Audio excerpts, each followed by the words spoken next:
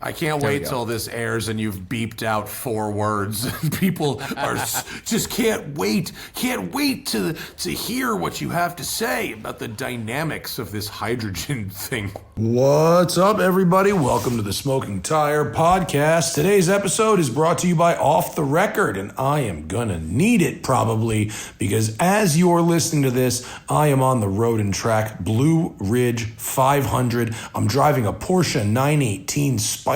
I'll tell you all about it when I get back. But if I get busted speeding and I'm running countermeasures, I've got my Valentine going, I've got Waze going.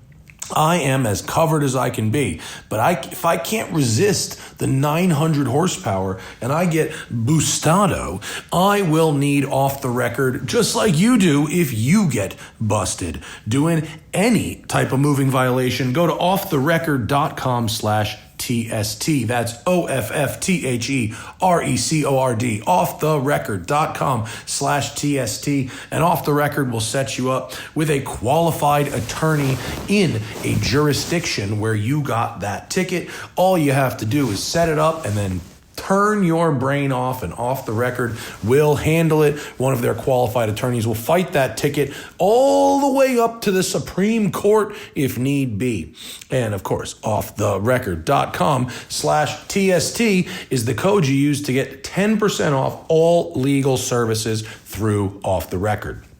Of course, if you want to ask questions for the live show, if you want to get the show early, if you want to get the show without ads, if you want to get extra show, access to early collabs and merch, etc., patreon.com/The Smoking Tire Podcast is where you do it. All right, on this one, I am down in South Carolina checking out the Hilton Head Concours, and I recount that to Zach, who is back in LA, having just returned from South Korea. I also talk about the amazing Panamera Turbo S E-Hybrid I just drove, and boy, did we get some killer questions from our patrons today. It's a good one from the Smoking Tire Podcast, live from South Carolina and LA. Let's go. Well, holla, holla, holla, holla, Smoking Tire Podcast remote edition. I'm down here in South Carolina today doing, I was at the Hilton Head Concours. Zach was in South Korea for 6 days and is now back. We haven't been in the same room together for like 10 days now. And so in order for y'all's to get y'all's podcasts, we got to go remote, and I'm like in the real middle of nowhere out here. So the internet sort of sucks. We's doing the best we can. But welcome to the show, and advance thank you to all of our patrons for asking such good questions all the time. And we got a lot of feedback about the possible new color of the Canyon watch. A couple people didn't like it so much, but overwhelmingly positive excitement and people wanting to get in on it, reserve their numbers. So I think we're doing the right thing. Zach Clapman. Yeah. What's up? Talk to me about your trip to South Korea. Yeah, it was pretty incredible. I was there for 6 days, thanks to Hyundai, and there was a lot. I was on the ground for 5 days, and there was kind of 5 days of stuff. So I was there to drive 2 cars. One is the new version of the Hyundai Nexo, which I famously drove to NorCal and got stuck on the 5 when the station there ran out of hydrogen. So this is the new version of that car. And I don't know, do they have... let me see. Yeah, but is it embargoed is what you said? Driving impressions are embargoed. I was going to pull up the picture of it because, I want to show you the profile view and tell me what you think of the rear profile of this car. You need to go to share screen here. Okay. Nexo would be a hydrogen car, so just the mere existence of a second generation of a hydrogen car is kind of unique and interesting.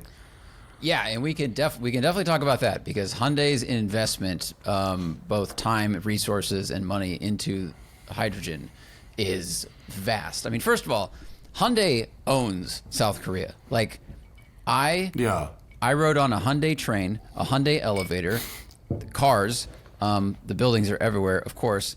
I'd say 70% of the cars you see on the road are Hyundai. Then there's Kias, and then somehow I saw 2 Mustangs. One was a fake Shelby. That was pretty surprising. Even in the distance, we were at this racetrack, and in the distance were these giant, massive orange cranes, like 2 mountains over, looming over the landscape, like, you know, an AT-AT in Star Wars. And it was a crane they used to build ships, and it said Hyundai in size 80-foot font. I was like, they're everywhere. This company is always watching, and they are everywhere. So their investment in hydrogen. We got to go to their R&D facility, and they kind of explained their vision. You know, I think they want to be a little energy independent eventually, and it's also a little self-serving. Like they've put a lot of money into developing the production of hydrogen, the capture of it, the storage of it, and the vehicles. So if people or industries start choosing hydrogen, you know, they're very well positioned. But do they have any intention of like building their own hydrogen stations in around? Well, they have hydrogen production like plants. I don't know if they would build like gas stations for hydrogen, or if they would just sell the hydrogen to whatever Shell or whatever. Yeah.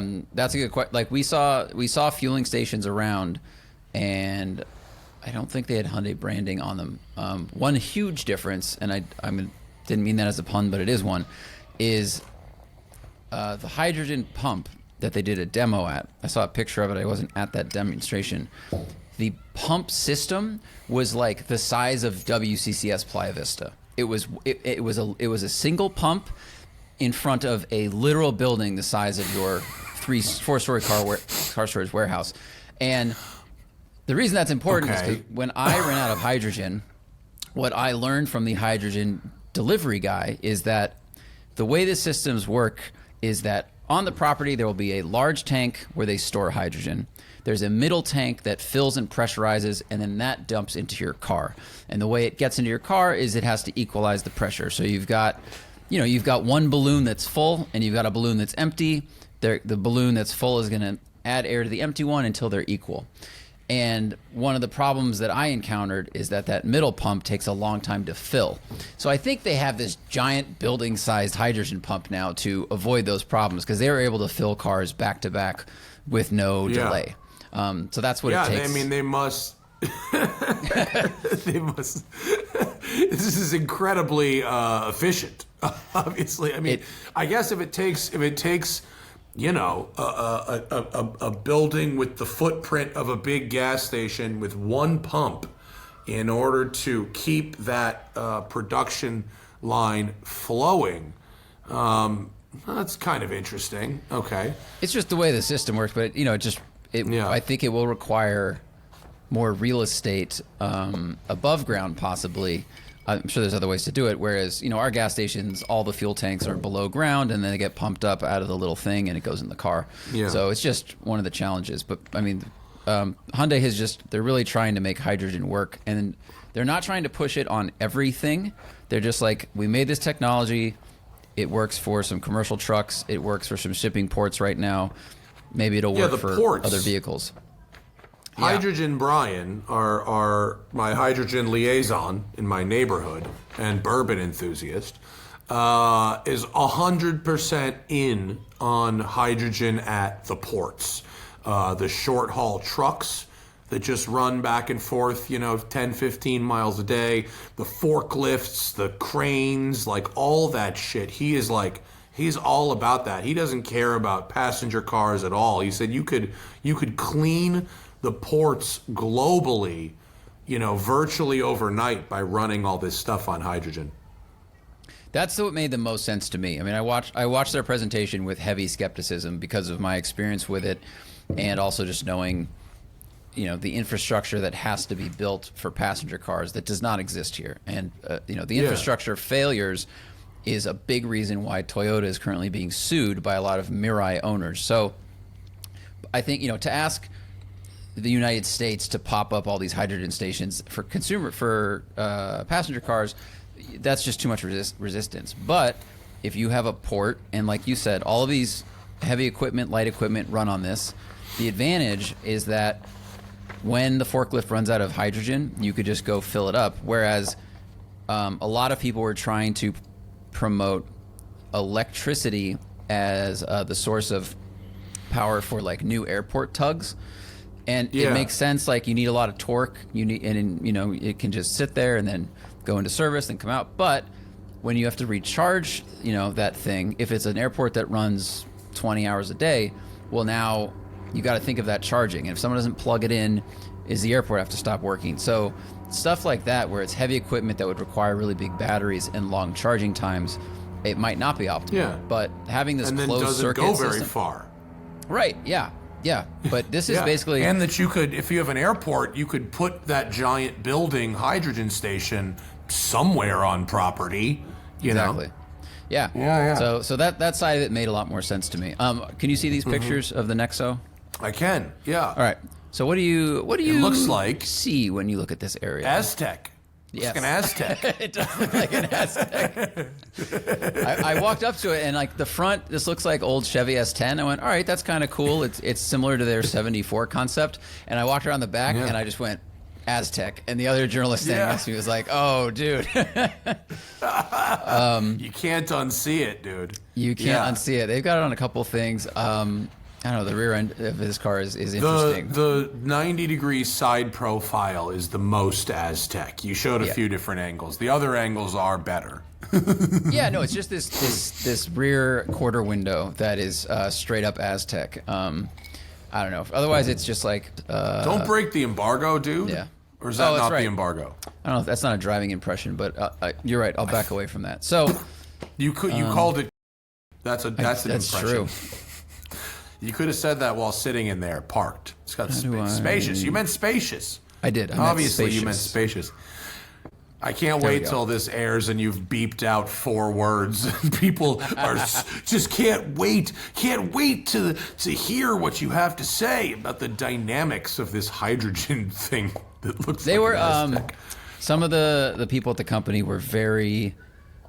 They had pretty narrow views of what would break the embargo. So someone had posted some stories of just what they were doing, like just being there, and they had to delete those stories. But they're cautious. It's okay. I've never really spent any time in South Korea though. Was it a cool place to hang? Folks, we got to take one quick break from the action because Factor's coming in hot for fall. It always feels like a reset, right? Summer's over, back to school, busier routine, shorter days, dark at 5:30. Yikes, finding time to cook can be super tough. For me, it's not about cooking, it's about lunchtime. Finding a healthy lunch can be tough, but Factor is there. Their chef prep, dietitian approved meals make it easy to stay on track and enjoy something comforting and delicious no matter how hectic the season gets. There's more variety and more meals now with a bigger selection of weekly meal options, including premium seafood choices like salmon and shrimp at no extra cost. They've got more GLP-1 friendly meals and Mediterranean diet options. And for the first time, Asian inspired meals with bold flavors influenced by China, Thailand, and more. 97% of customers, including me, say that Factor helped them live a healthier life. You can feel the difference no matter your routine. I use Factor for lunch because when I come off the mountain, when I'm filming, whatever, that morning is so busy, I never make time to prepare and plan a healthy lunch. So by the time I get back to the office, I'm like starving and I tend to want the closest thing around. Well, if that closest thing is Factor, I'm eating healthy. Right? When I've got that Factor, I know there's 4 or 5 healthy meals in the fridge waiting for me that I can eat within 2 minutes in the microwave right when I get home. You can do it too. You can eat smart at factormeals.com/tire50off and use code tire50off to get 50% off your first box plus free breakfast for 1 year. That's code TIRE50OFF at factormeals.com for 50% off your first box plus free breakfast for 1 year. Get delicious, ready-to-eat meals delivered with Factor. Offer only valid for new Factor customers with code and qualifying auto-renewing subscription purchase. We're also brought to you today, sponsored in fact, by Rula. Rula is a new way to do therapy, right? Mental health. That's what I'm talking about. Talk therapy. I have seen therapists for over 20 years. I've seen the same therapist for over 10 years, and that therapist went from in-person to virtual during the pandemic and has never gone back. So I know that virtual therapy is honestly the same as in-person therapy, but the problems are, A, finding a new therapist if you don't have one or lose one, and B, figuring out the insurance, because so many good therapists just don't take insurance at all. And taking care of your mental health shouldn't be harder than your physical health. If you pull a muscle, you see a doctor, you got insurance. But when it comes to finding the right therapist, it's frustrating. There's wait lists and there's huge costs. So Rula makes therapy simple, affordable, and fast. They work with most major insurance plans, and the average session copay is just $15. That's basically the cost of lunch. But instead of a sandwich, you're investing in your own headspace. And with Rula, you're not just matched and left to figure it out. They check in and make sure you're actually making progress. Every therapist on the platform is licensed, vetted, and picked for their expertise, so you know you're talking to someone legit, not just whoever happens to be available.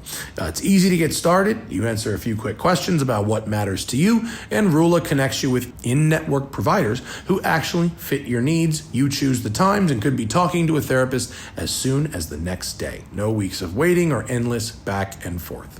So thousands of guys have already used Rula to finally get the care they need. Don't keep putting it off. Go to rula.com/tire. That's RULA.com/tire to get started today. Take the first step, get connected, and take control of your mental health at rula.com/tire. And now back to the show. It was fascinating, and I mean that as a compliment. It didn't have the visual, natural allure of like Thailand. Like they had forests, but it wasn't super lush. But there weren't like jagged mountains or anything. It was just kind of like lower altitude coastal stuff. So but it was fascinating. It is the safest place I think I've ever been. Meaning the culture's attention to safety I've never seen before. There was a speed camera on every highway about every 2 miles. Like I drove 358 miles of the country, like from top to bottom and back up. And it was like at the speed limit.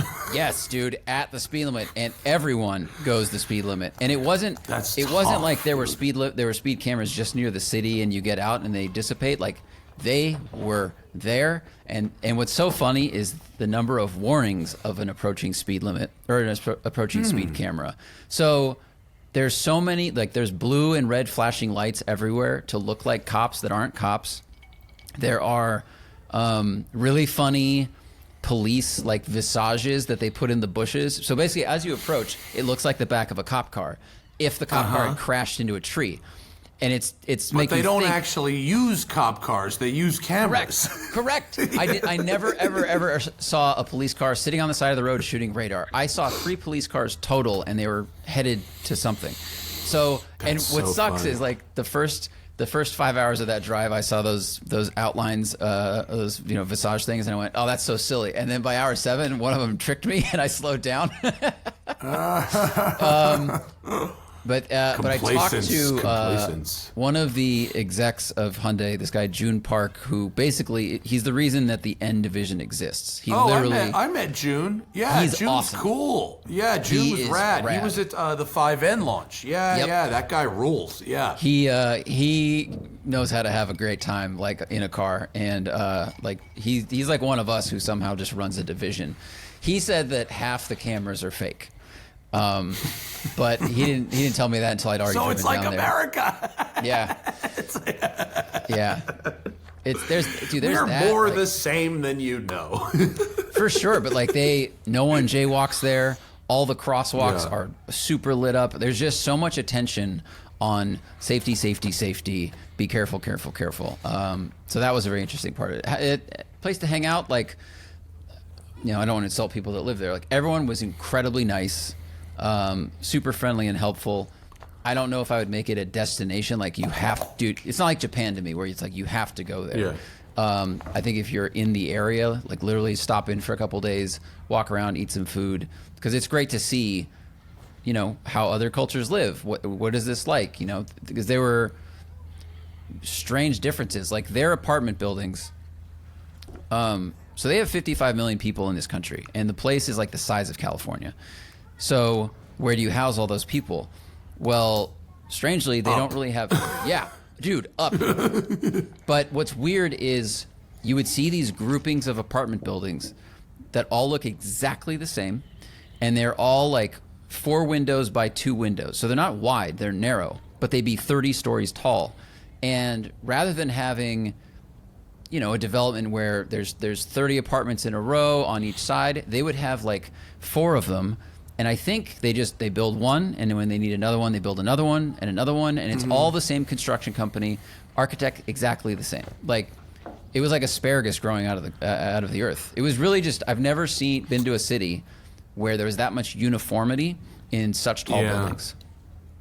Yeah, I think like a lot of them, like, I think it's probably much more modern and nice, but like Americans don't love that style because it's like, it's got that sort of like USSR kind of like the bad parts of socialism vibe, you know, that sort of brutalist where they would build entire towns kind of the same.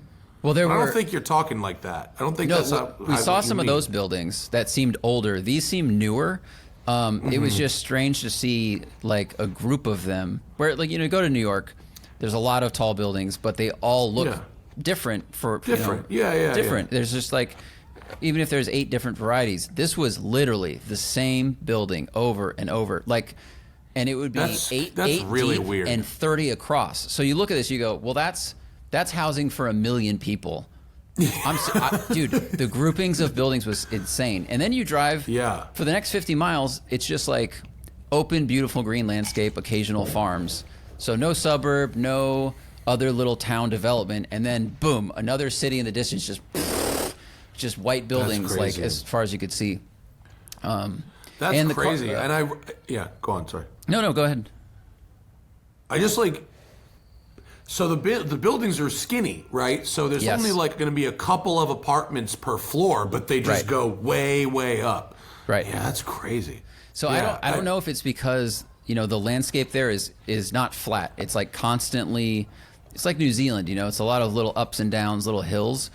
So my guess was, rather than having to flatten, you know, the earth for like 5 football fields, you do a half a football field, you know, on the top of this little hill, and you build a thing, and then the bottom you do another one, the bottom you do another. Like, you just, I don't know, just maybe it's simpler that way, or they just build it with demand, but really weird. Yeah, interesting. Some people asked about car culture, and I saw 2 like interesting cars during the daytime in the 2 cities I went to. I saw one Boxster, and I saw the fake Shelby Mustang. It was a GT, but with like a Shelby badge on the front. Otherwise, everyone just drove passenger whatever hatchbacks. And I asked Joon, I said, you know, is there just not a lot of car culture here? And he just said that the culture's idea is you drive your fun thing on the weekend.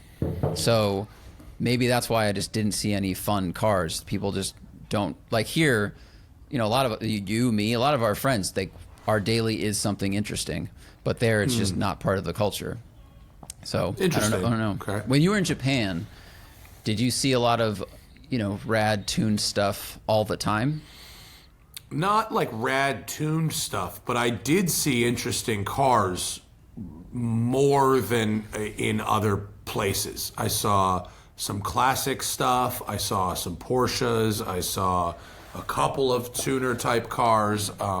I did see some interesting customized things, in Japan, more so than other places. Every time I go to Spain, which is now a lot, I'm shocked at how great the roads are and how many good racetracks there are as well.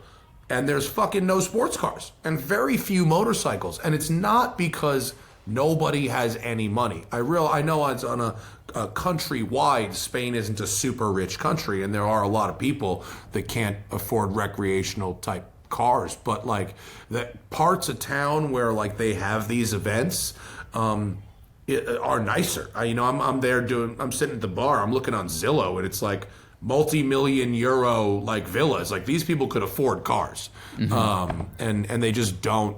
I saw last time, other than the 911s was there, I saw one other 911 that was like a 997, and I saw one Miata, and that was it, and that was it for the whole trip. So, I'm regularly surprised at the, particularly in major American metro areas, New York, San Francisco, Miami, LA. The percentage of enthusiast cars is way, way, way, way, way above anywhere else in the world I've been on a day-to-day basis. Yeah. Okay. Yeah, it's just that was a difference that leapt out to me, and I was curious about how it is, in other places. So, actually, I'm gonna take that back. Guys, we got to take one more break for Smalls. I love reading for Smalls because I love my cats. Smalls love my cats, and my cats love Smalls right back. My cats I travel a lot, right? And I have an in-home cat sitter, so their routine doesn't get messed up when I travel. But that doesn't mean, like, when I come home, they aren't super, super stoked to see us, and they just, like, come running up. They all want treats. They want me to take them outside in the backyard to get some sun, because the cat sitter doesn't do that, rightly so. And they want their Smalls treats. They absolutely love these dried fish treats from Smalls. They are so, so good. And man, when they get that delicious, fresh, like real food, cat food, man, do they love it. The listeners of this show, they know my cat can't live without the Smalls. And now you can get 60% off your first order plus free shipping at smalls.com/tire. Smalls cat food is protein packed. It's made with preservative-free ingredients you'd find in your own fridge and delivered right to your door. That's why cats.com named Smalls their best overall cat food. The best thing about the Smalls is I'm really using specific feeding times. I'm not letting them graze all day. So as such, I'm doing more of the canned protein-rich food, less of the other brand's dry food that I was leaving out all day. And my cats have started to lose a little bit of weight. My two fat girls are a little bit slimmer, but they're all ready to eat their own bowls twice a day, and it is great. My cats love the taste of Smalls, and they just crush it when I put it down. So what are you waiting for? Give your cat the food they deserve. For a limited time, because you are a Smoking Tire listener, get 60% off your first order plus free shipping when you head to smalls.com/tire. One last time, 60% off your first order. It'll make it a big one, plus free shipping when you head to smalls.com/tire. And now, back to the show. Actually, I'm going to take that back. Mexico, even though I'm not necessarily into the way that a lot of Mexican people customize their cars, in a lot of the more rural areas and in like Cabo and shit, they do a lot of like what we would call AutoZone mods, but like that's so true. many people have modded their cars. That's very true. In Mexico. Yeah. And well, I think a lot of like Latin people here, you'll go to the neighborhoods over in Eastern LA, and you'll see what's clearly like someone's daily truck, but it's got a wing on it, or it's got like aggressive rims on it, and they're hauling stuff or whatever. I totally agree with you. Yeah. The Mexican and Mexican American community by percentage, fucking those guys don't fuck around. They'll mod everything, dude. Yeah, I guess there's a lot of individuality in your car, I guess, from that culture, at least from our observations. So maybe there's less of it in South Korea. I I took a high-speed train, 150 miles per hour. Loved it. Those are fun. We had those here. Oh my God! It had more. My seat, which was not first class or anything, because it was not an air-conditioned cabin. I learned later that the further up the train you go, based on the ticket you buy, the train gets cooler. And so none of us knew that, but we're like, oh, this is warm, and we're going to be here for 3 hours. But my seat had more room than any Comfort Plus seat I've sat in on a plane, and the tray table had way more space than any Comfort Plus seat I've been on any airplane in the last 15 years. And I was like, this ticket was less, and we're traveling the length of California. I mean, it took longer. We're going, 150, not 500, but it's just so nice. What a nice thing. Yeah, and you show up 10 minutes before the thing leaves. It's not as much of a pain in the ass. Yeah. And you're like, a train 2 minutes is before it left. Yeah. Yeah. A train feels like a plane, but it's actually much less space and weight constrained than a plane. So you can have more room even in the more basic accommodations. Yeah. The event staff that Hyundai hired to run this, I'll tell one story because it was just impressive. So one of the journalists, shout out Alex Lenz, he works for Motor Trend, very nice dude, but he's vegetarian.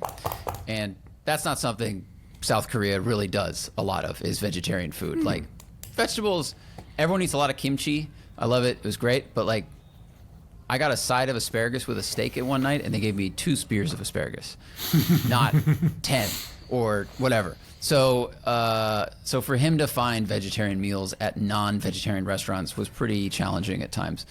So after one meal, he had eaten a simple Caesar salad, and that's all they had. And the staff and everyone tried. They told the restaurant, "Do you have anything?" And they did what they could. But he's like, "I'm just starving," and we have 6 minutes before we have to be on a bus to go to a train that leaves. Train leaves when it's leaving. They don't hold that thing. And he's just like, all right, I'll find something to eat when we get back to the city. And 3 minutes later, this woman from the staff, who I didn't get her name, she comes in breathing and she's got a 7-Eleven receipt and 2 packages of baked eggs because they sell that at 7-Eleven there. And she had sprinted and bought him eggs so that he could have something to eat. And I was like, did you just full run to get this? She's like, yeah, I did. And I worked in hospitality for 9 years. That's the nicest thing I've seen. Yeah. She was very, very kind. So he was very grateful. That is a good move. Shout out to the event coordinators. Yeah. Cool. Yeah. All right. So, and then you also drove Ioniq 6N, but we can't talk about it for weeks, right? Yeah, we can't. I had the teaser I'll say to people is I got to drag race Joon Park. We had a meeting to talk about the development of the car, and I asked, is the car just as fast to 60 in normal mode as in when you have it in shifting mode? And he said yes. And I said, oh, we should have a drag race just to prove it. And he goes, okay. And I said, for real? He's like, yeah, okay. Yeah. So at 5 p.m. when everyone else got off the track, he and I did some drag races, and just so we can talk about that later. It was very, very fun. Yeah. Cool. Well, that sounds like a good time, and I will be looking forward to that when I can learn about it. I've had 4 days in Panamera Turbo S E-Hybrid. Drove it 273 miles out to my folks' place from Atlanta. This is, it's expensive. It's really expensive, but if you need a car that can do anything, 0 to 60 in 2.5 seconds, 10.3 in the quarter, 630 plus miles on a tank. This car has the internal combustion sedan record around around Road Atlanta with Pat Long driving, and it has the hydraulic suspension, the active ride, so it is just ridiculously comfortable and poised. And we've driven it before, but just I got out here, I picked this thing up. I woke up at 4 a.m. in LA, flew to Atlanta, grabbed the car. It was a 4.5 hour flight. Grabbed the car, got it, and just headed straight east. And I made it. And once I got out of town, there was nobody on the road, and you could just stick this thing at allegedly 100 miles an hour at like it is nothing. Just nothing at all. It is the easiest car I have ever driven at that speed. And I did the whole drive. I did 273 miles in under 4 hours, and I averaged 26 miles a gallon while doing it, which is amazing for a car like that. For a car that makes like 800 horsepower. So that's pretty awesome. And tomorrow morning, it's at 5 a.m., I'm going to get up and like rip it back to Atlanta, where I'm swapping it out for a 918, which will be interesting. But dude, this car is so cool, and it's so comfortable, and it's so fast, and it could be anything. It's got like 50 miles of electric range if you want it to be an electric car. It has a very aggressive Sport Plus mode if you want it to feel like kind of like a supercar. It has the active tilt and pitch control, so it can move through the world like a helicopter on slow, winding, ambling drives, which is really great. And it has a lot of tech, but it doesn't really overwhelm you with the tech. But this one's a real winner, this car. I know it's expensive. I can't afford one of these, but it's sick. Well, I was on, let me close this window, go back to you here.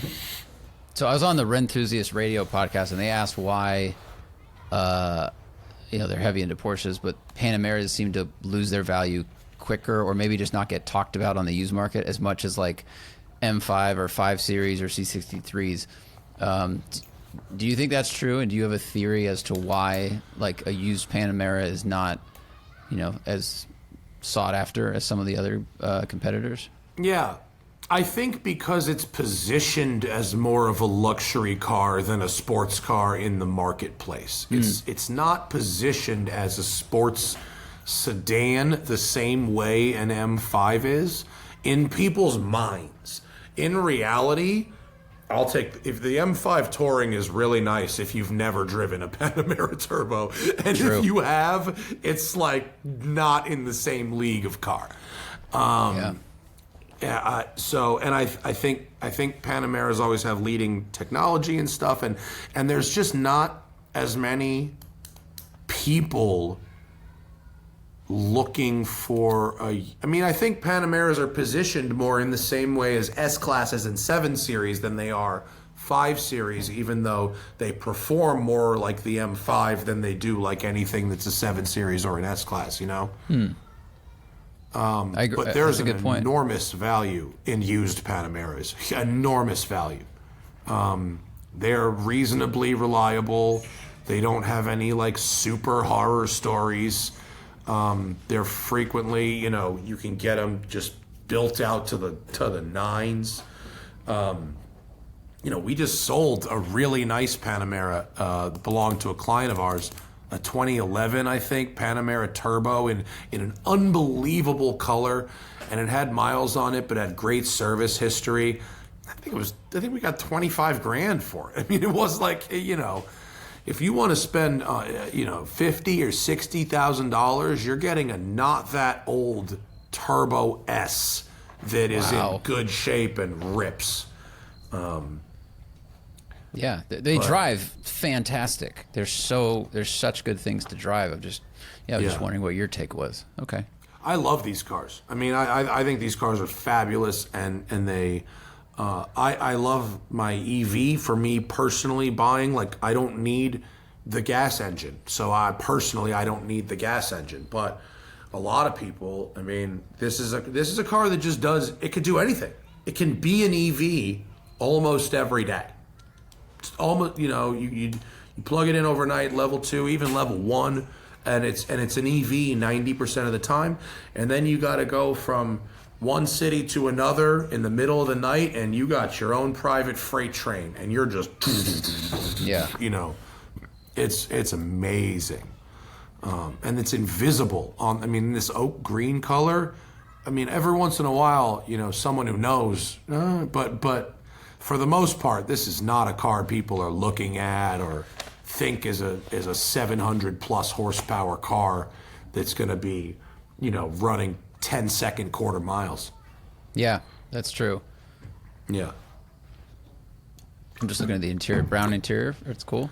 Brown. Yeah, oak green metallic over a chocolate interior. This is a pretty cool spec on this one. I would go with a tan if I could get it, but the chocolate's nice. I like the chocolate. This is a good car. I mean, it's a bummer they're so expensive, but just wait. It'll come to you eventually.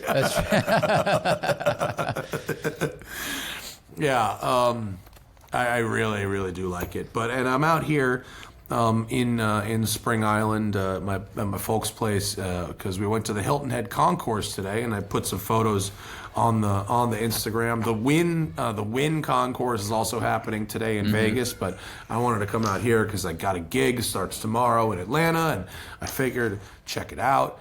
Really nice. It's sort of a regional event, but over a couple of hundred cars, a few thousand people, probably 20 different classes of vehicle. I saw some really, really great examples of hypercars and supercars. I saw some really great example of wild 30s French stuff.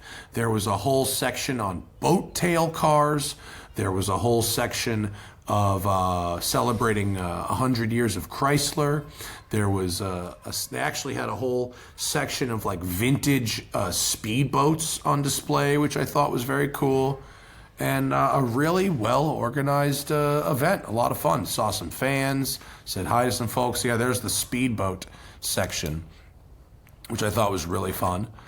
And it was a fabulous day. And, it wasn't like, it's not Pebble, right? But there were definitely a few Pebble Beach grade cars. And it's on a golf course and very accessible on Hilton Head. I really liked that. That's a vintage outboard engine. I thought was just so pretty. Whole fin-tail Cadillac Eldorado section, which was really cool. Wow. It was great. It was really, really nice show. They put on a really good show. This is a SP3 Daytona, one of the newer ones, and had a red to black color shifting paint job. The window sticker, which you can kind of see in the windshield there, it's yellow, showed that paint job was $42,000, and it also listed $129,000 in miscellaneous other options. Is it? It seems. I feel like putting your window sticker with the prices of things.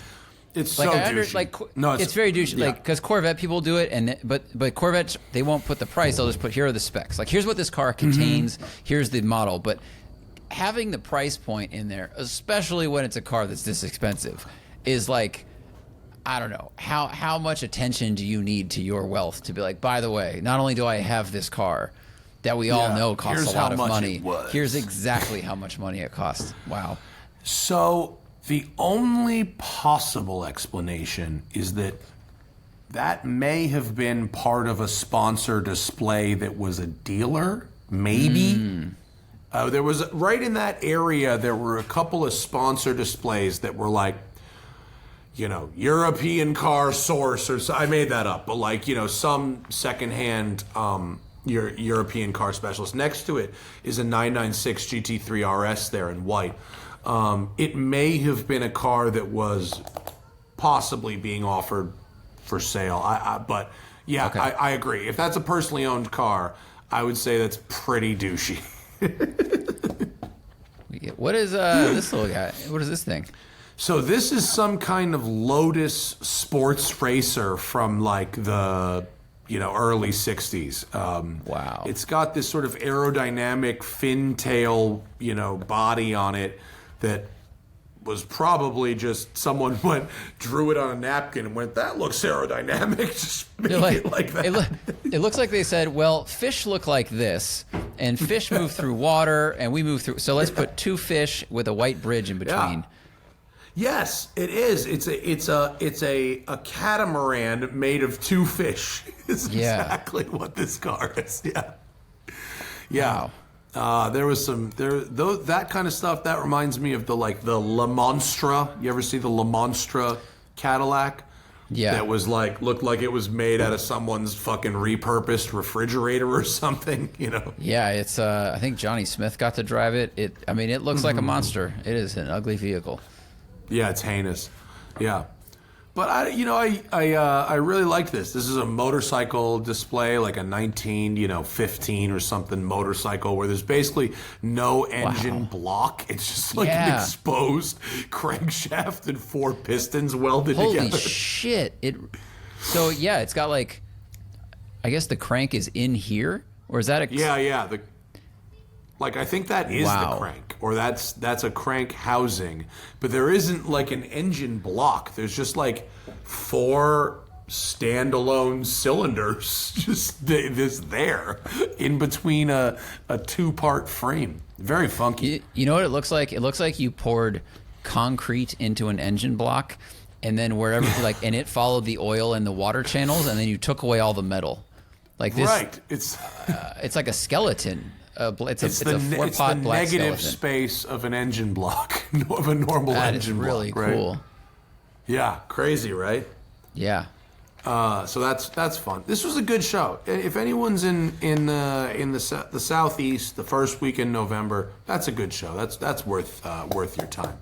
And obviously, it's on Hilton Head, so there's plenty of places to stay and chill and eat and whatever. Shall we go to the people, Zach? Yeah, let's do that. Of course, if you are a patron, you can catch the live stream and ask us questions. Are we live, by the way? No. Right? Okay. Not for these. Sorry, because we're remote. Yeah, because the quality would be poo-poo. Yes. You can catch the live stream. You can ask us questions. You can get the show without ads. You can get the show early. You can get extra show. And you can get exclusive access to any merch collabs and things that we make over here. Zach, what do we got? All right, Rev Limit asks, what are your thoughts after driving the new Turbo S on the 750S versus the Turbo as a track car and a high horsepower road car option? So would you rather have a 750S or a Turbo S? 750S is crazy. The Turbo S is not crazy. 750S will, if you turn the traction control off, will spin the tires into 4th gear. A Turbo S will not do that. So if what you want is extreme competence, but sort of a clinical approach, and something that can be a very, very relaxed, everyday, daily driver, Turbo S. If you want crazy party time, you want a 750. Excellent. Zach in Sodak says, is the new Hyundai Santa Fe 2025 and up boxy enough for Hannah? No. It's she doesn't like it. She says the taillights look like dog bones, which she ain't wrong. Yeah. Yeah, she's not into that. What she is into is the Rivian R3X. Very into that. She's into the idea of maybe getting a heavily depreciated electric G-Wagon in a couple of years, because she likes the Taycan but doesn't love it. She likes it, but it doesn't. She says it doesn't feel like her, which I get. That's a more me car than a her car, sure, even though it's her car. But she's eyeing the depreciation on electric G-Wagons, which I think will be significant. Yeah, like a bag of sugar thrown in water. It's just like, oh yeah, it's losing everything. You know what, Zach Clapman? Will you please hold the phone, because sure, I need more whiskey. Sure. It's my goddamn house, and I'm going to drink Macallan if I want to. That's fine. This question's actually for me, so I will just answer it. Listen and sometimes watch, says Zach. You drove a red supercharged E92 M3 3 years ago. From what you remember, did it totally change the experience or just add more of what makes it already great? I think it was an E90 sedan. And yeah, it just, superchargers to me maintain quite a lot of the engine's natural feel and experience, but it just turns everything up a bit. So it still had the throttle response, it still had the torque, but it had Really getting a 200 more horsepower. sunset on the bayou, huh? Oh, so the question was for me anyway, so I just answered it. It's about cool. the supercharged M3 I drove a few years ago. But I think superchargers just take whatever elements there are to a car and they just turn it up. They don't really change the character of the power delivery. I agree. Having heard none of the rest of that, I agree with the last sentence. All right. The Ghost of Woolworths says,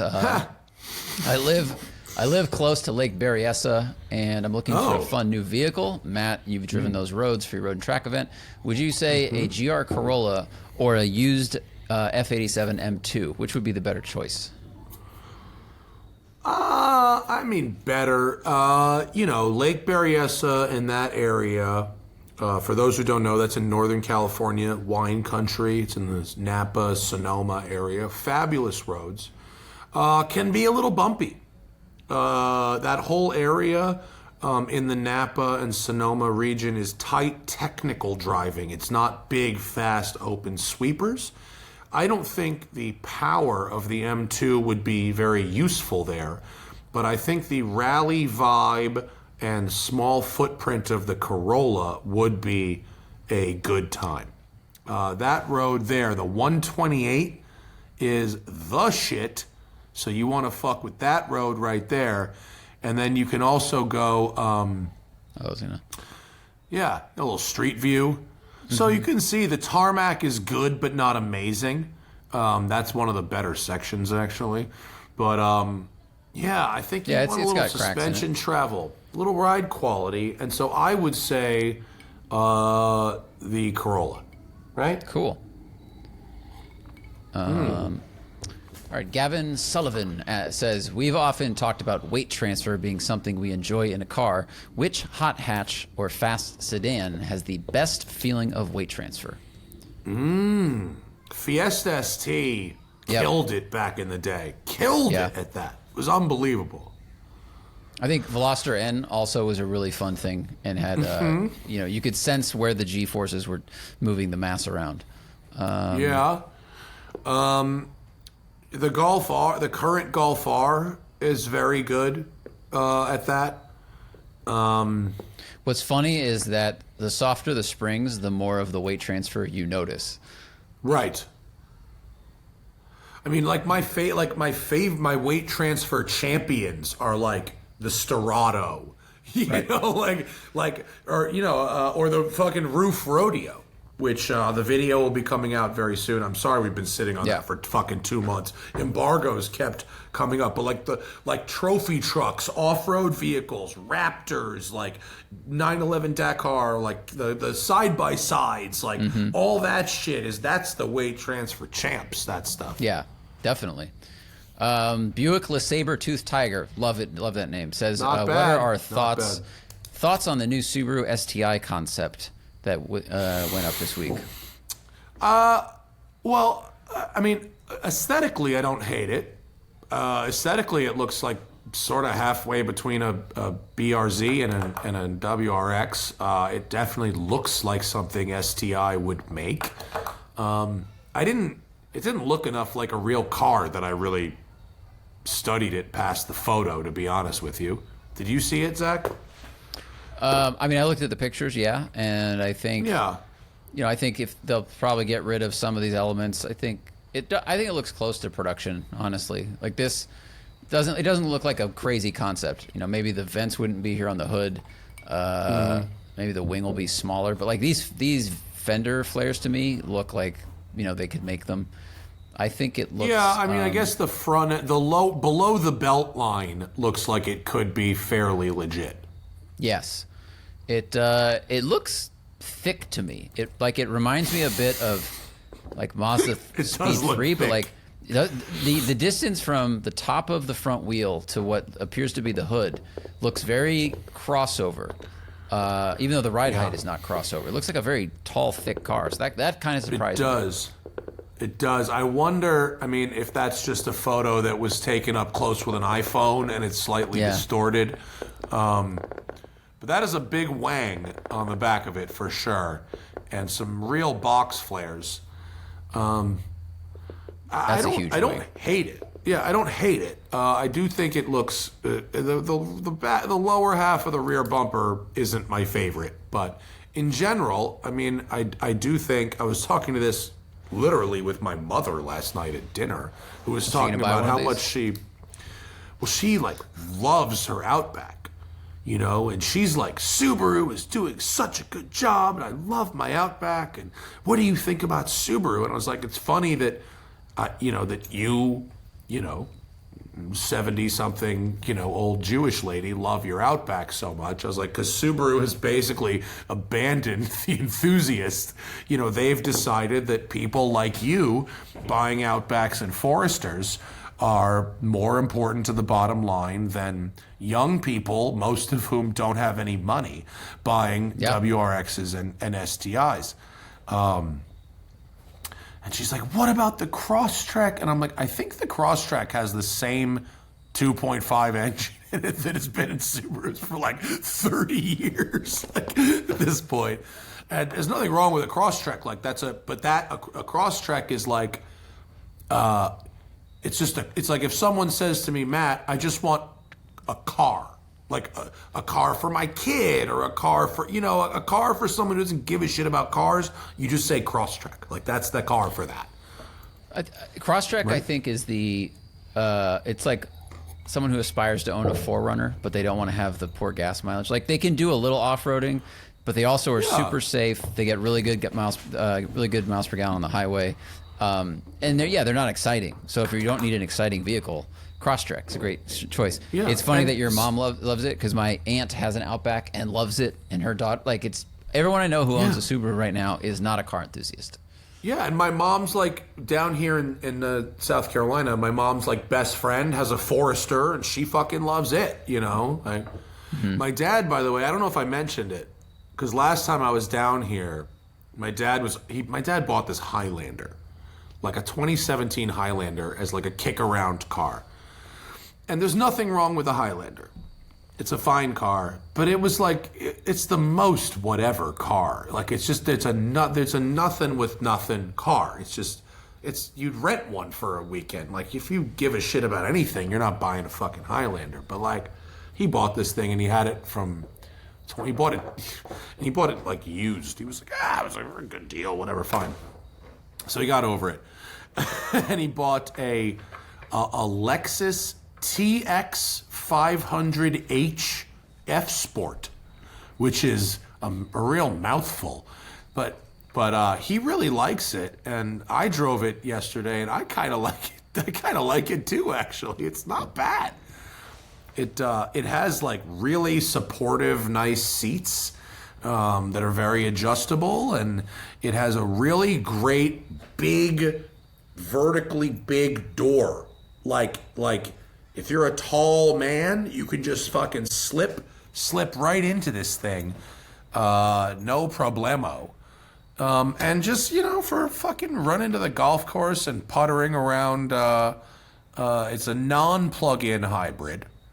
So my dad never has to plug it in and deal with that, because this is he's only here half the time, so the thing kind of will sit for half the year. But the not a bad car. I think it's a good choice for the old man. He got it in like a battleship gray with black wheels.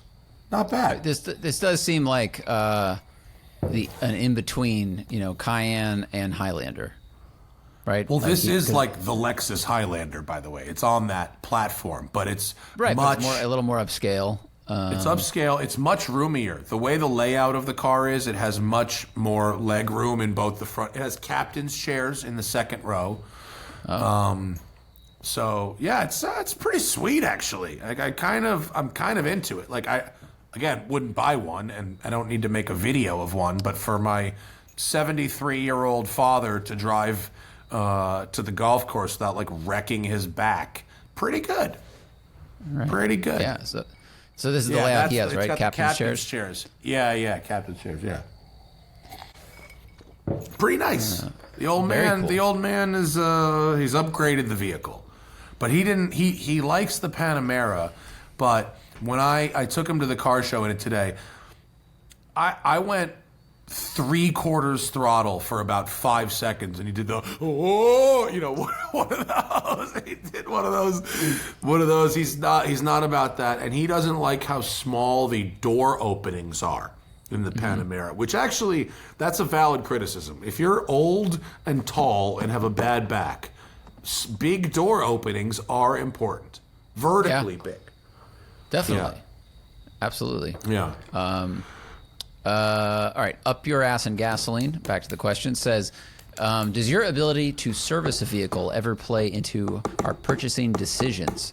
So if a car we wanted to own landed in our lap, would we walk away based on the maintenance or buy a car and then figure it out later? Only in a very extreme circumstance. I mean, I've had old Ferraris. If an old, it's got to be pretty fucked up for me to run away from it at this point. I've told these. I will not buy a Porsche 959. I don't care how rich I get. Like, not happening. But I wouldn't. Not a real world problem. But I wouldn't want to deal with the Veyron bullshit either. Like the tires and any of that. I wouldn't. That's too annoying, that kind of stuff. I think at almost any price point, what really would matter to me is my access to service or parts. Like, we live in SoCal where you can get an old Ferrari rebuilt by like 5 different respected people. People from Iowa send their cars here. But if you live somewhere where you're not near, like if you buy a Lotus or a Caterham or, something even that's not expensive and there's no one near you that knows how to work on it, if you buy a fucking Camaro in Italy, I don't know. That's what I would think of. Is what's my access to either the parts, i.e. Lotus, or service, some sort of mechanic. Totally true. I had that Hummer for three or 4 months in '06, and it actually wasn't that the car itself was such a piece of shit. It was that I experienced a very known problem among H1 Hummers. There was a absolutely dead to nuts reliable known fix for it, and I couldn't find anybody to fucking work on that car.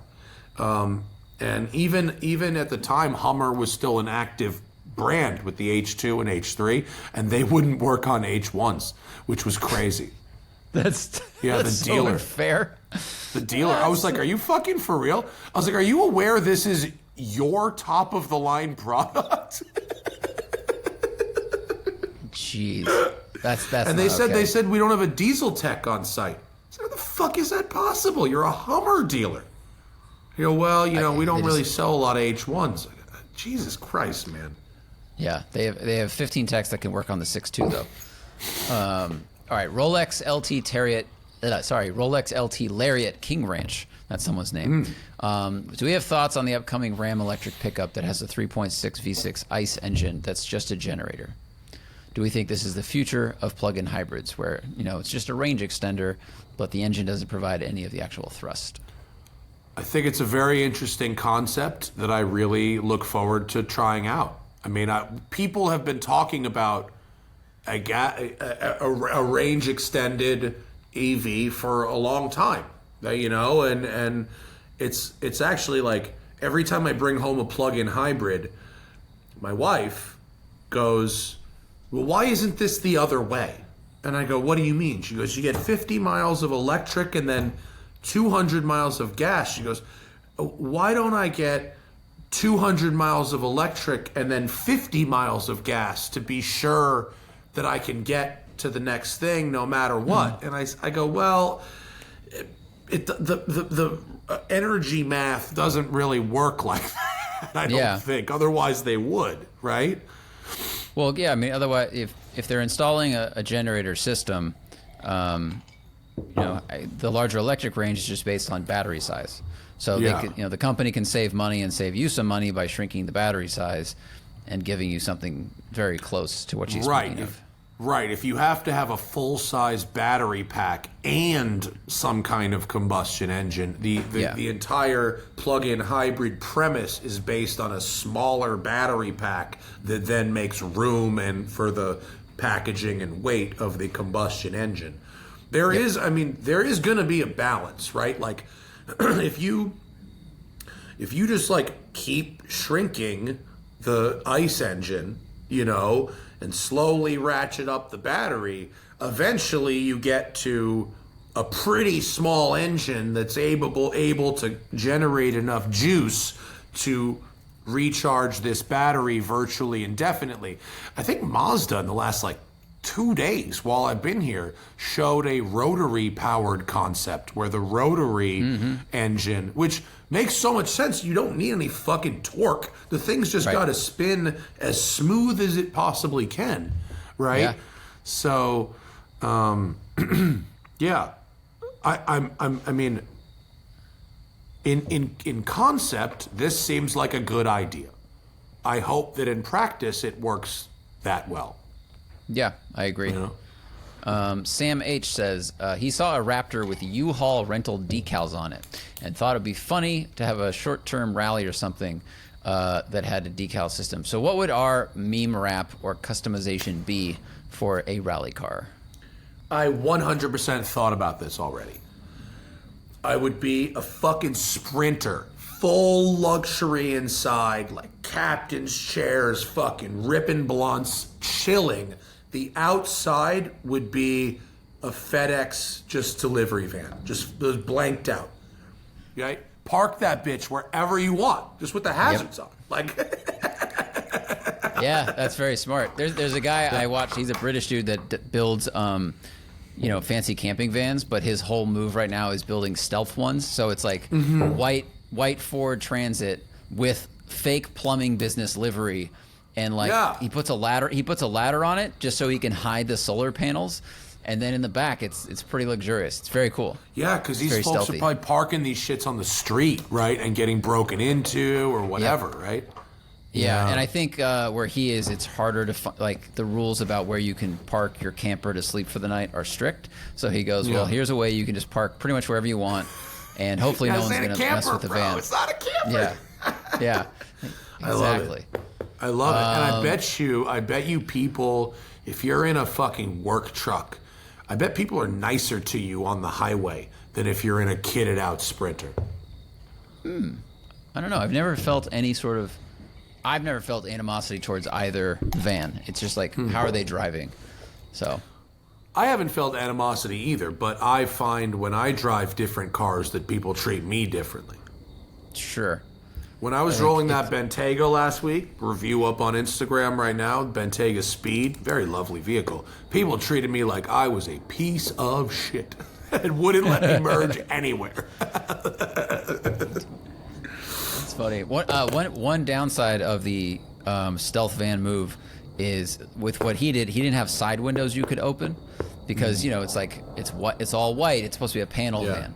So your breathability, you might suffer. Or you gotta really have some good filters you could open. Top. So you got to do what they do on the buses, where they do the dots, right? Where on the outside it looks like graphics, but from the inside, light goes through. Yeah, that's a good idea. So you would get a van that has windows, but then do graphic on the windows, so you couldn't really see in. That'd be a good idea.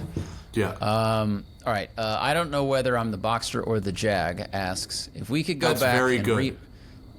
If we could go back and remake any of our past automotive adventures for the modern day, such as All Cars Go to Heaven, Be First to Get a Ticket, or Guy taking his tree stump for a walk with a logging chain, how would we remake it differently for the modern era? I would have chased down the logging guy. 100%. I would have fucking chased that guy down and confronted him on video. That's the new way. Yeah, if I knew what that would have been, I would have chased that motherfucker down for sure. Yeah. Because you don't want to leave unanswered questions. The audience is like, what's the story? And now you can go, hey, man, Hey man, where'd you get this log? What do you do for a living? man, You could... where can I get some of the meth you're doing?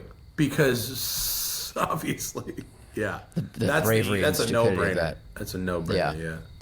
Yeah. All right. Zach Clapmansory says thoughts on. That's pretty funny. That's really funny. Clapmansory. God, their cards. Yeah, are very good. certainly a thing.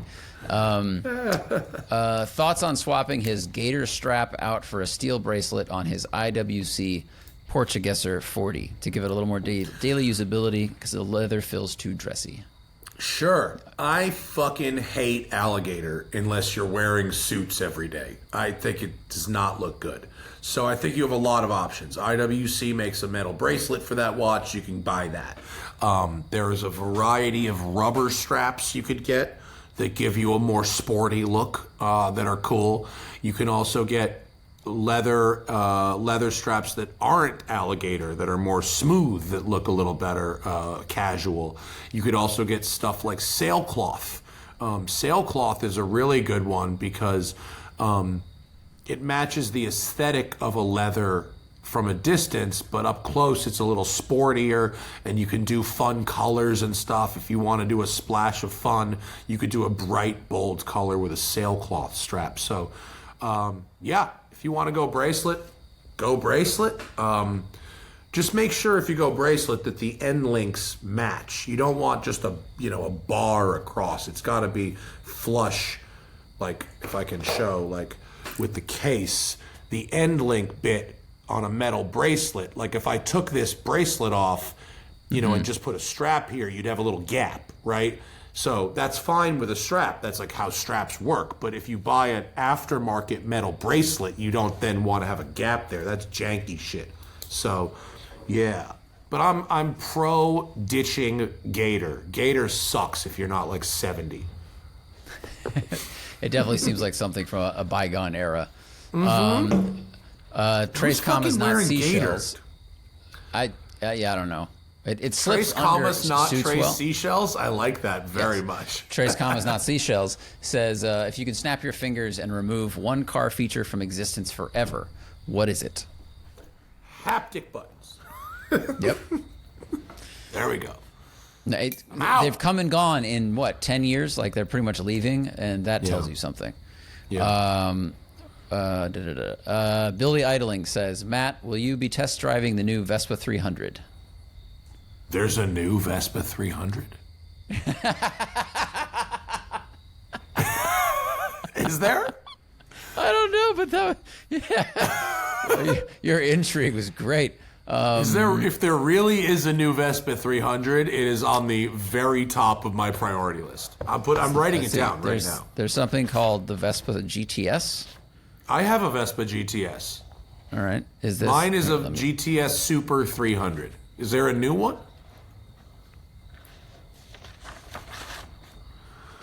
Oh, well, this is a slightly updated. This looks a little bit different from mine. The wheels are slightly different. It's all, and there's new colors. I don't see anything else different.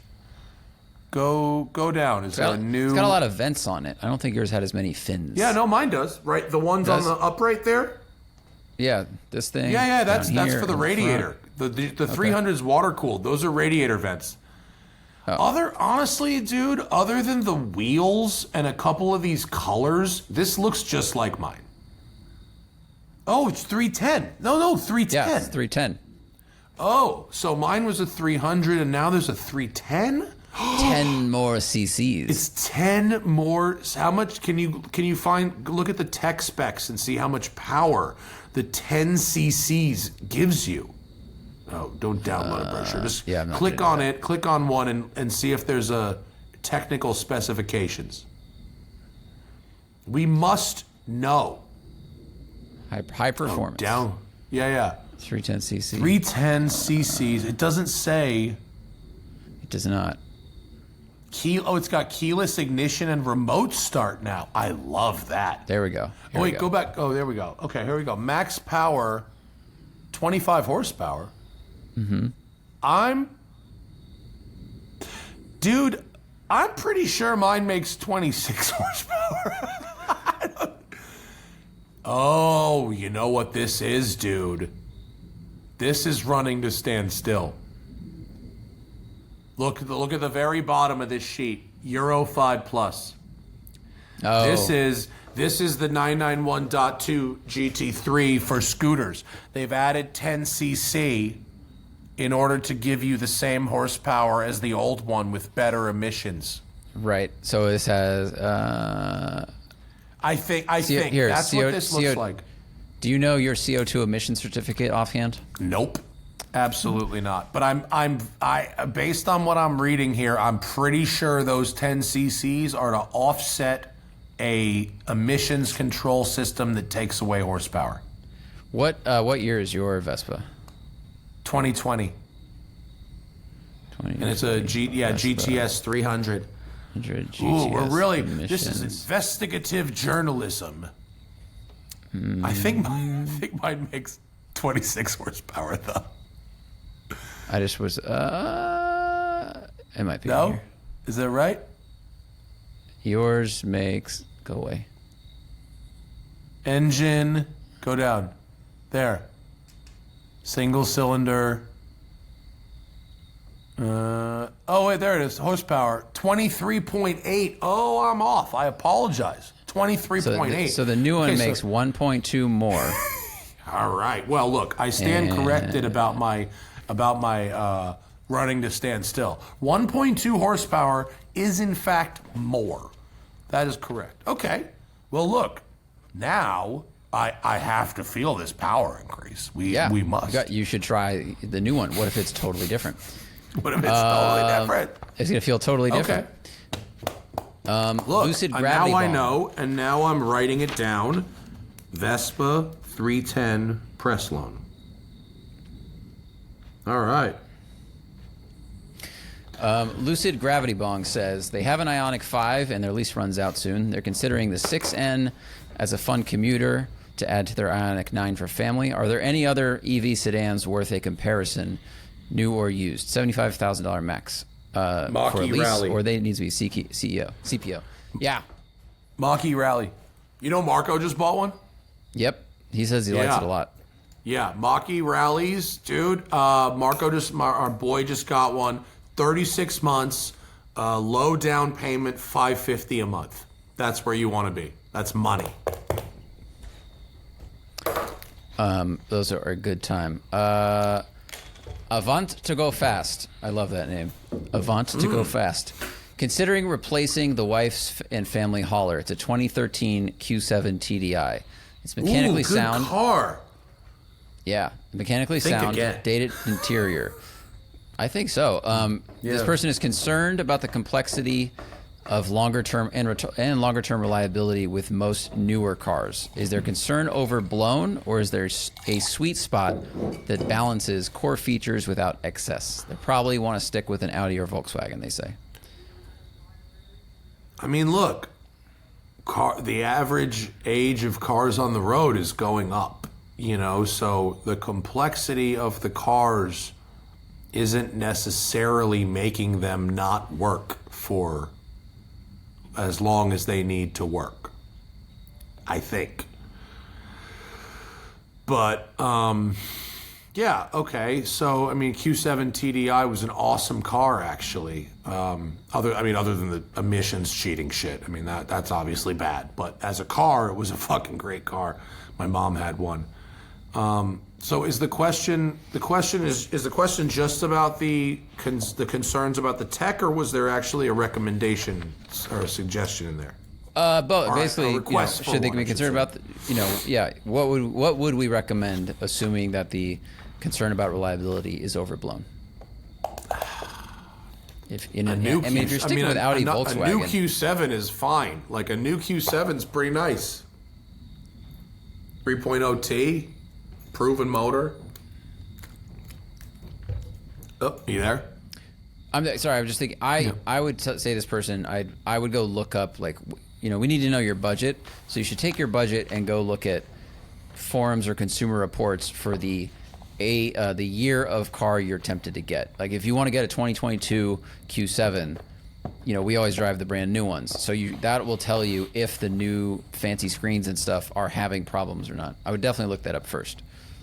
I have anecdotal, but my friend had a brand new company car. It was an S5. This was 2 years ago, and it went back to the shop twice, I think, for screen problems. And Audi has a lot of screens controlling a lot of the stuff in their vehicles. So I would look at do some research. CPO Cayenne hybrids too.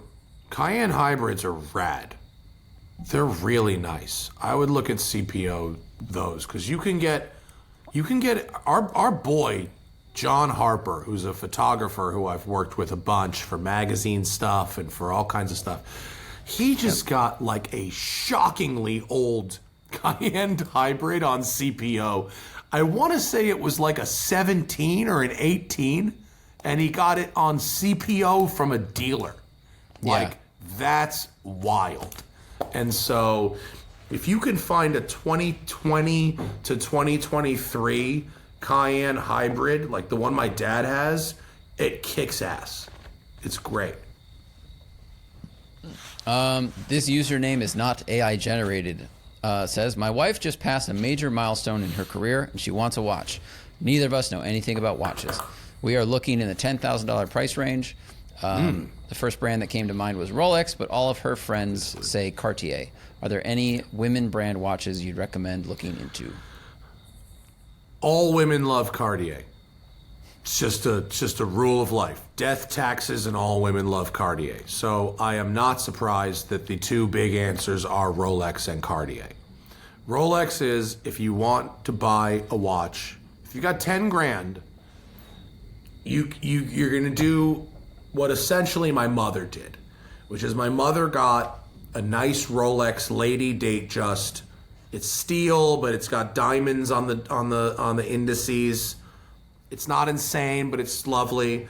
She got it in 1996. She's going to wear it every day until the day she dies. That's what that watch is for. You get a Rolex Datejust, and it's the last watch you fucking buy until your death. If you're not a watch person and you want a great watch for every outfit for the rest of your life, get a Datejust, couple little diamonds on there, done. Or you go Cartier. Cartier is not an everyday watch for most people because of leather straps. You can't get it wet, things like that. But all ladies love Cartier. So this is a celebration. It's a vibe, Do you want a special occasion watch that's a little fancier, maybe a leather strap, maybe it's made of gold? Or do you want something that is going to be, I'm going to put this on for every activity I do for the next 40 years? So there's your choice.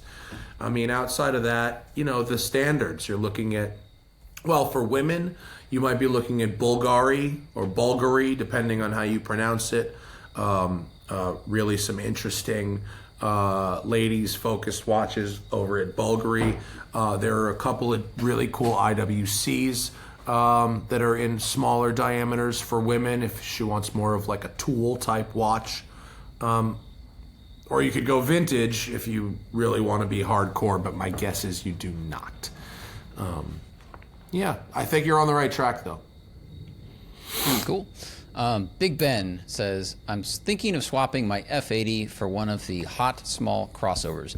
Considering pre-owned X3M, but parentheses with softer springs, a Macan GTS, or the wild card is lease an Ioniq 5N. Home charger's not a problem. How do we feel these cars compare from a dynamic or driving enjoyment standpoint? Very interesting. What do you think? I think, the X3M is, I think, the stiffest and the most exciting, but if you soften the springs, it'll ride better. But in my opinion, then you're kind of landing on Macan GTS. I think the Macan has better steering feel, and I like the ratio of it better. I like the shape of the steering wheel better. I think the BMWs have that thick, like Meaty. Lego man handhold. The Lego wheel. man grip. Yeah, it's a Lego grip, man. It's like it's a really thick rimmed wheel, and the 5N is fun, interesting. I kind of got bored of the soundscape pretty quickly. The lower center of gravity is nice, but it's a really big car. I don't know. I'll look up what the measurements are. When you talk, I'll look it up. I'm not sure how it compares to the Macan GTS, but the Ioniq, when I stand next to it, seems like a larger vehicle than the Macan. The exterior dimensions are similar, but it's not as tall. It's a little bit lower. But the length and width are similar to a Macan, but it's not quite as tall. I would probably rather have a Macan GTS with a CPO than a BMW X3M. Personally, even though the X3M is faster, I don't really care most of the time.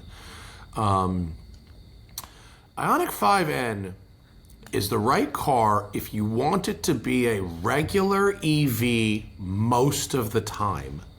But then you have the option to turn the gimmicks and stuff on when it gets twisty and fun.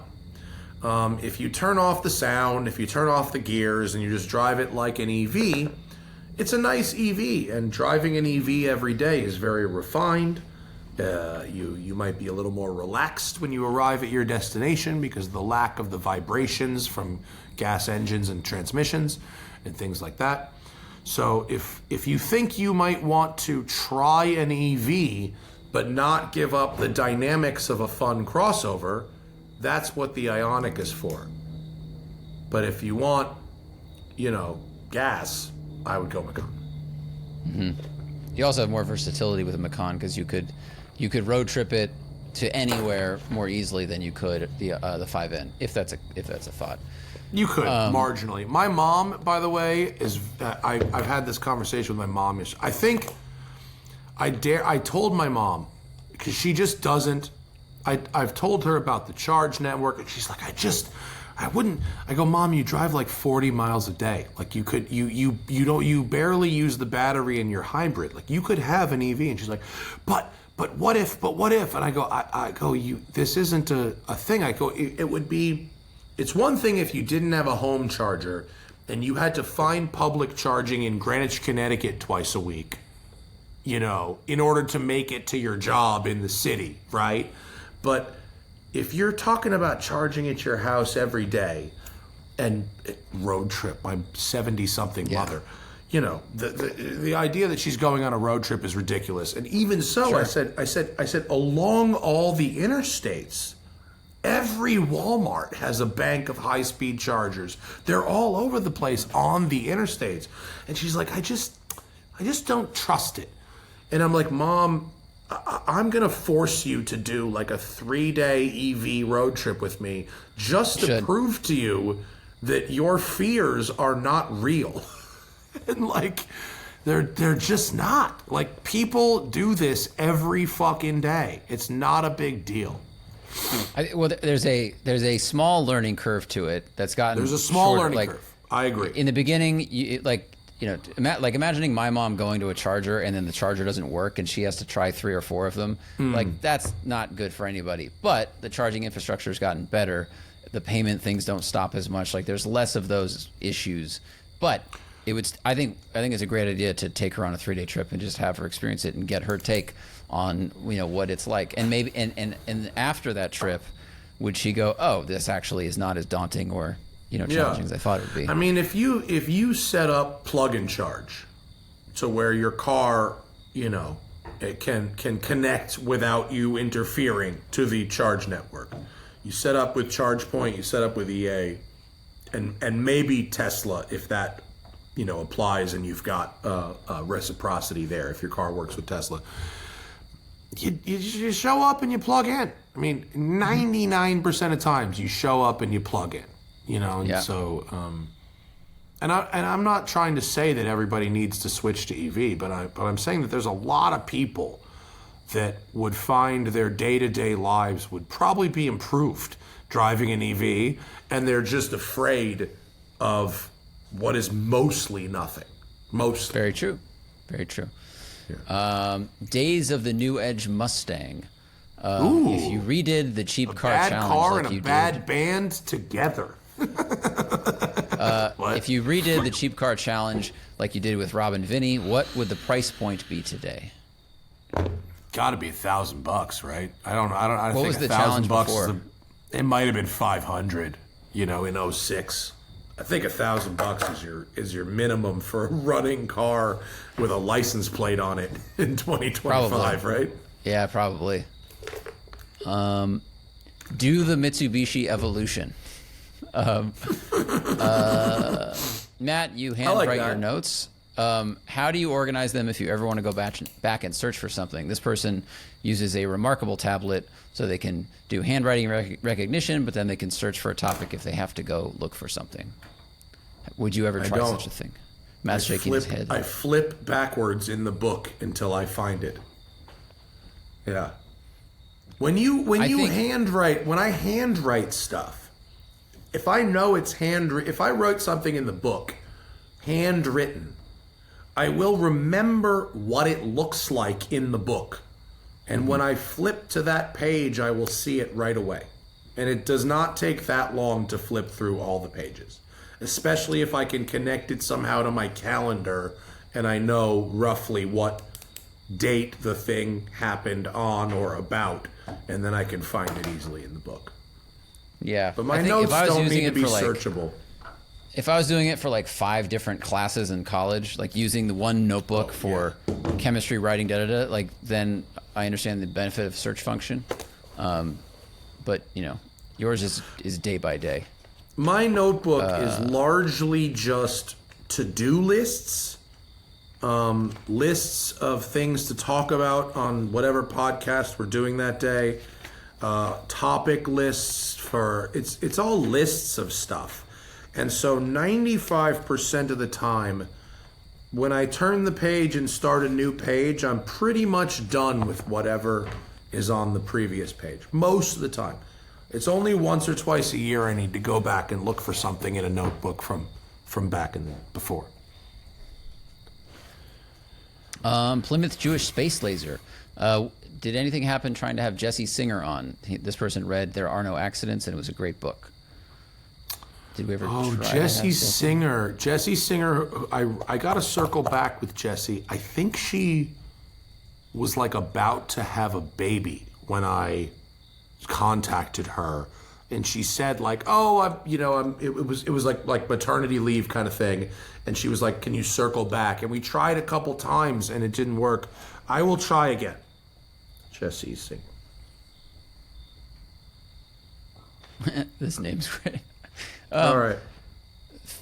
Faraday's front mount Dumbotron. That's pretty good. That car. Yeah, that's good. They put a screen on the front. On the front of a minivan. I mean, just tell us you're laundering money. It's not really illegal anymore. So just say it. If you could make changes to any affordable car, let's say under 40 grand, what car would it be and what changes would you make? Like this person would want to make a Kona N a WRX competitor. So, we want to take an affordable car and change it somehow to make it a new thing. I would want to take the John Cooper Works Mini and turn it into the John Cooper Works Mini from 20 years ago. Yeah, make it smaller and more fun. Smaller, faster, better steering, more engaging, fully disabled traction control, manual transmission. And it has to go...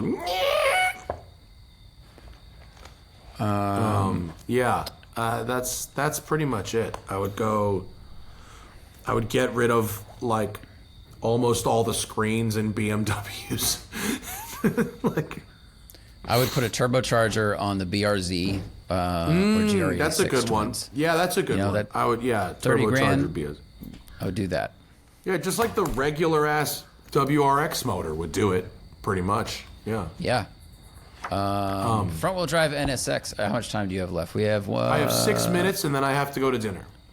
Great. Front wheel drive NSX. It's a watch question. They're looking at Sheffield watches. The prices are cheap. That's a good thing. They are. They work in a restaurant and they're wondering. Sorry, they work in restaurant equipment repair. Will this watch hold up to their job? Most of the forums about reliability are from office worker types. Yeah, dude. I am not qualified to answer if you can abuse this watch smashing it into stuff. I know that for the price point, these are quality watches. Okay. Have I torture tested one? I genuinely couldn't tell you. I'm sorry. Type R negative. That's pretty funny. like that. What enthusiast cars would we keep for 50 years while minimizing risk of part availability issues? Something besides 911s. I think a lot of Japanese enthusiast cars. I think those companies will be. Toyota and Honda are going to be around for a long time, and I think they're recognizing the importance of their classic sports cars, and they'll probably keep some sort of parts supply. And BMW shit. I mean, I think the old Euro cars have huge support network. Sure, you've never been able to not get a part for a Ferrari. I mean, for any Ferrari. It's not exactly a car of the people, but if you buy a 80s or 90s Ferrari for, reasonable money, you will not have a problem finding parts. They might be expensive if you want them from Ferrari, but they're going to be around. Yeah. This might be a little sketchy. Aston Martin. Maybe, you get a DB7 or something, or a Vanquish. It may be tough early Vanquish, may be tough to find parts for. Certainly some Lambos, like if you got into a Lambo Yalpa, you get into one of those for 100, 120 grand. Very rare Lambo. You get into any concourse you enter, but yikes, trying to find parts for that. Oof, man, that would be tough. Corvettes, you'll be fine. You've always been able to get anything for any Corvette. Old Rusty Beamer wants to go back to your BMW R2D2 review. What is that? You drove that motorcycle that it was like the RDTW09 or whatever it was called. Oh, R9T. Yeah. R9T, yeah. So, originally, this is what they say. Originally, you described the drivetrain as clunky. Then a listener pointed out that the drivetrain is from an older model, so the clunkiness is intentional. You then said it's not clunky, it's cool. This person says, can you explain this reasoning of change? Are we all dumb monkeys and there's a reason designers and engineers don't listen to us? Not sure I understand the second part, but I don't... It is...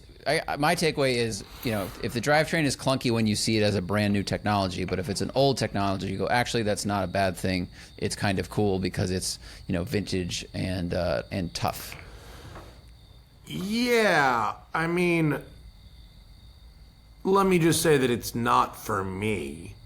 But if you are into BMW's heritage and you wanted something that felt a little older, I guess, but was still a brand new bike, you could get one of these things. I'm not really sure what the question is implying, and although it seems I said that the clunky shifter was maybe cool in the context of this being a retro style bike, I did not think that made it more desirable to ride or own for me personally. Just the Tip Tronny says, what do we think of the walls that have been placed around Streets of Willow?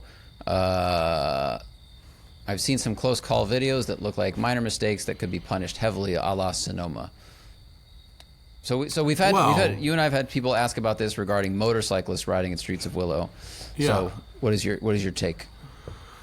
Well, so they've added walls, but they've also added paved runoff, and in the areas where they haven't added paved runoff, they've added graded runoff. So if you go off, you're not like going into a ravine anymore or hitting like boulders. So that's like a major improvement. If you go off with enough speed and force to then go through those runoffs and hit the wall, I'm fairly certain that might be better than the alternative, which is, I don't know, just driving out and ending up out in the desert, or maybe catching an edge in a ravine and rolling. I don't think the walls at Straits of Willow are in any places that would punish you for going off more so than you would have been punished off going off before, where the undercarriage of your car would have been absolutely wrecked. Having said that, I have not driven any high-speed laps of this track yet. So I'd love to go out there in the next month and poke around and run some laps and come back with some thoughts on that from a real driver's perspective, which I don't have yet. Okay. And the last one, Matt and the Giant Porsche. That's so funny. Oh, yeah, cute. Like James and the Giant Peach. Yeah, cute. I recently became obsessed with the idea of getting a 996 GT3. Have either of us ever driven one? And if so, what are our impressions? This is not a value investment play, so don't think about that part. Not only have I driven one, there's a video of it on the channel. You can go see it.